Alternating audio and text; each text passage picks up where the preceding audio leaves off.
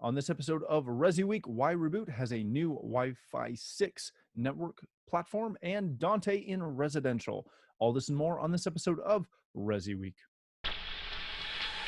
The network for the AV industry. What are you listening to? This is AV. This is AVNation. This is AVNation. This is ResiWeek episode 220, Technically Competent. Support for AVNation is brought to you by Peerless AV, driving technology through innovation. and by Access Networks. Hey, welcome to ResiWeek. This is your weekly roundup of all the latest news and stories for the residential AV industry. I'm your host, Matt D. Scott for AVNation.tv, and this week I'm pleased to be joined by three really good close friends of mine. First, we have Jimmy Paskey. He is in charge of residential sales for Surgex. How are you, sir? Fantastic, man. Thanks for having me back here.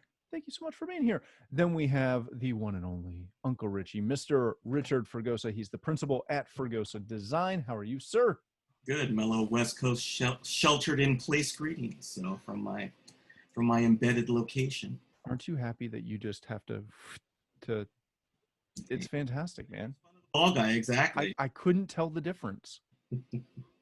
Next we have David Pedigo. He is the director of residential technology at Auroralex. How are you, sir?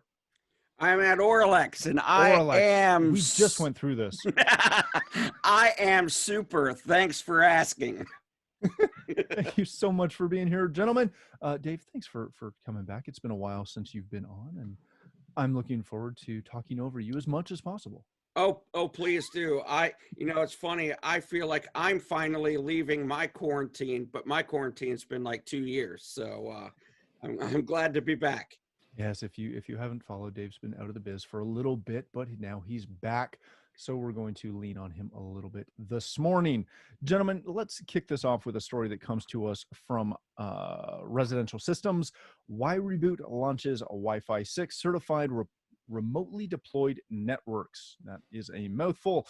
Notwithstanding, what WhyReboot is doing is they're launching their Ruckus Wi-Fi 6 certified access points with the latest models that Ruckus has on the market, and also launching a Cumulus 6 wireless program. And what that is it's essentially a remote maintenance platform for the network system. But what's so cool about this entire launch that Bjorn is talking about here is he's recognizing that a lot of integrators can't do a lot. They're not able to get out and get into most clients' homes. But with the huge, massive influx of work from home and learn from home going on the last month or so, clients all over the world are discovering that their networks kind of suck. So this is fantastic. Jimmy, I want to start with you on this one. Networking has always been, that thing that we in the channel have talked about as the foundational brick, followed up closely or followed after power, depending on who you talk to, which is why I'm asking you that question. But as one of those, core principle things, this is something that a lot of integrators will kind of start with, but they don't necessarily push real hard if a client pushes back on network and some of the foundational stuff like that. What we're seeing right now is every client, whether it's a residential, commercial, what have you, every client is realizing that their network is the most important thing. Obviously, what Bjorn and WhyReboot is doing is fantastic. We are expecting to see more of this. How do dealers capitalize on this kind of thing going forward? I don't think it's going to be as challenging as we might think, and I think that's because network is so tangible. It's in your face. Like, you just had a latency issue, and I don't know if it's me or you, but a couple words kind of came in and out. I've been on plenty of these things, Zoom meetings, what have you, for the last month, and 20, 30 people will be up on a screen, and somebody will have a hard time getting through. Every other word's coming in, out. What did you say? And if you're a business person and you're used to a robust network, because maybe you're a corporation, spared no expense, knew that that network was such an important part of the infrastructure. Then you go to your house and you're using your ISP trying to do the same thing and realizing it's nowhere near, that kind of capacity. I think network is already shown to be uber important for that work from home, learn from home stratus that's new to us. But it is so tangible. And if it's not working, the customer knows right away. And that's the challenge as it relates to power. And yes, Matt, power is important, but I would say that network has at least 12 years on us power people, because, network is right there. If it's not working, hey, this thing's not working, come out and fix it. Well, it's your network connection. If I said it's your power, you'd look up in the ceiling, see the lights are on and say, you're crazy, man, I've got power, right? So I don't think it's as hard as, some might think it's going to be, or it has been. Certainly, I feel like network dealers have been focused on it for years now. Yeah. Well, dealers have been focused on it for years, but it was for a while, it was certainly kind of trying to draw the dealers to it. It was painful for years and years. I mean, you go back to the CEDIA days, starting in 2005, 2006, and trying to convince people that the number one skill or asset that they have in the company is network and IP capabilities. And I think we're there now for sure. And so now we're kind of at a point where the network and connectivity is it's almost a utility at this point. So you were talking about power. It's funny because in the US, Matt, for our friends up north, a while back, Congress had talked about making the internet a utility, and people were freaking out. Well, I think people are going to start to really see that power, water, shelter, and internet are the main things that you need. And so Bjorn's a really bright guy. He's onto something. And I agree that this is not a hard sell whatsoever, because even though it's not as easy as seeing as a light on or off, it's pretty easy to see when you're getting buffering or you're getting interruptions. So I think Bjorn's onto something. And I liked in the article, the other thing was the fact that basically that if you wind up canceling the service or whatever, you still get access. It's not going to shut everything off. Yeah. So. Yeah, that license continues. I saw that. That was good. Yeah. Dave, have you, I'm trying to think who was pushing it through, but probably a year ago, somebody in Congress was trying to push through that internet access was essentially a right. Yeah. I'm pretty sure that was it was definitely someone on the Democratic side. I believe it actually might have been Bernie Sanders. So I think that it might have been him, but it hasn't gotten anywhere. But No. I think you're going to see some movement moving forward, as connectivity is a universal right. So I know, like, there's a lot of talk about universal basic income and stuff like that. Well, before we can get to UBI for universal basic income, if we can just get to universal basic internet, I think we'll be good. Uncle Richie, the one thing in here that I got really excited about is, Wi-Fi 6 is exciting. It's going to do a lot. It's going to be very effective for a lot of people.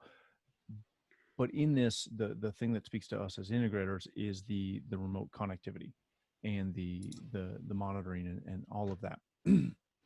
We've gone down this path, for a couple of years. You and I have talked about this for years, about how remote access is crucial in days like today and going forward.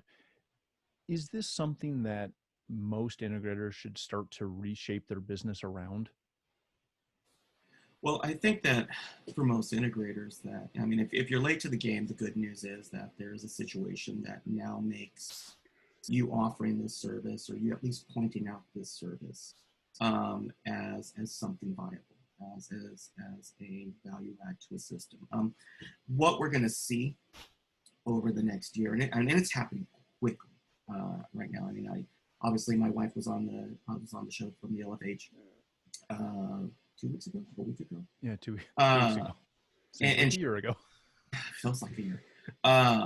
But she's working very closely with school districts. That's one of her one of the businesses, a consultant that she does. And what we're seeing right now is you're going to be seeing kind of that first layer of connectivity, which is the subsidized connectivity, right? Google, all of the large companies are just pumping out hotspots right now to underserved areas, basically fleshing out the network 5 years ahead of schedule. I mean, it was going to be a process to begin with. It's just an accelerated process. And when you reach that first layer of basic access, a municipal access, for lack of a better term, that's going to be great where you at least have some form of connectivity. However, work from home is going to change that a lot. And we're not going to see a retraction in work from home. We're going to see an increase in work from home. So that's going to lead to one of two things. That's going to lead to individuals, professionals who work from home, who decide that they're going to invest in their bandwidth and their infrastructure to be able to increase the quality of their workflow. That's going to be one route. And people who have the means are going to say, oh, absolutely. In my house, I want to be able to, if I'm in the upstairs in the bedroom and I'm in a conference call, I want to be able to go downstairs to my office and not have a drop. Now, from a municipal system, that's not going to work. You're going to have issues. But they're going to make that determination that this is a way for me as a professional and working from home to create the optimal office environment and working environment for me. The second subset that we're going to see that's just starting to be talked about right now is you're going to see that companies, much like with when you first had cell phones, your company never paid partial of your bill. Yeah. It's not uncommon now for companies to subsidize a mobile phone bill, right? Because they are using that for company services. What we will probably see, at least what I think we're going to see with some of these companies, is that they're going to wind up getting some form of benefit added to increase their services, to increase the reliability of their services. Because again, think about it this way. If you've got a product manager or you've got a middle management group and they've got to be part of a meeting and they are in a work from home situation, well, the company can't enforce the performance metrics on that employee if the employee is providing their own network and if the employee is providing their own connectivity. How do you dock somebody for missing a meeting because the company didn't necessarily provide it? There's going to be some very tricky employment questions that are going to come up. And so what I think will happen at that point is integrators are going to be able to say, hey, look, this is something that in order to benefit your work and everything else, you also should start looking at your employer with this. It changes the conversation. Also for integrators, going out to employers and saying, hey, your workforce is important to you. This is changing. There are ways to provide benefit to your employees who you want to retain and you want to make them as efficient as possible to do it. I mean, again, if I was an integrator, if I was selling gear, that'd be the first thing I'd be looking at. I would be looking at small businesses saying, how can you assist? Because as an employer, again, you're extending that IT structure and working through with them. Let me pull that thread for a minute, because this is something that came up on AV in the AM, as well as a couple other things, as obviously as this work from home situation keeps growing. I've heard a couple people say that the residential, the CI, the CDA channel is the only one poised for this, to be able to deal with this. I've heard a couple people say, no, this is going to be the domain of the Avixa crowd.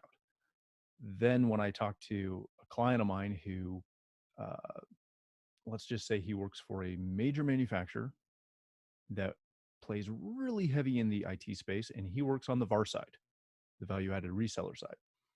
He said that those VARs are going to decimate everybody else in this because they've already got their foot in the door. I see Dave shaking his head. My question is, on the small business side, not a problem. Anybody can technically service them. But what happens when you're dealing with that mid-corporate size, where you've got a bunch of people that want to work from home, but they have strict network guidelines and certifications and set, a set scope that anyone remote has to follow to be able to work remotely? Where's I'll- that? Who's gonna benefit from that? I'll jump in if that's okay. Only because I've been waiting to speak for 2 years, so I'm like, oh, pick me. Here's a couple things. Here's a couple things. One of them is that every single, so whether it's the CEDIA crowd, the Avixa crowd, the VAR side of things, everyone has the opportunity to make a ton of money. And you know who's going to actually save the most money is the employers. If we look at the 2-year, 5-year, 10-year out, you look at the employers, a cost to help upgrade a home office for an employee is significantly cheaper than the overhead of renting office space for that person. So, so a couple things. One of them is that do I think that the CEDIA channel has a little bit of a leg up to the Avixa channel? A little bit, like tiny bit, and that is because they're already in the home. However, if you look at who a lot of their clients are, they're CEOs, they're wealthy people, they have businesses.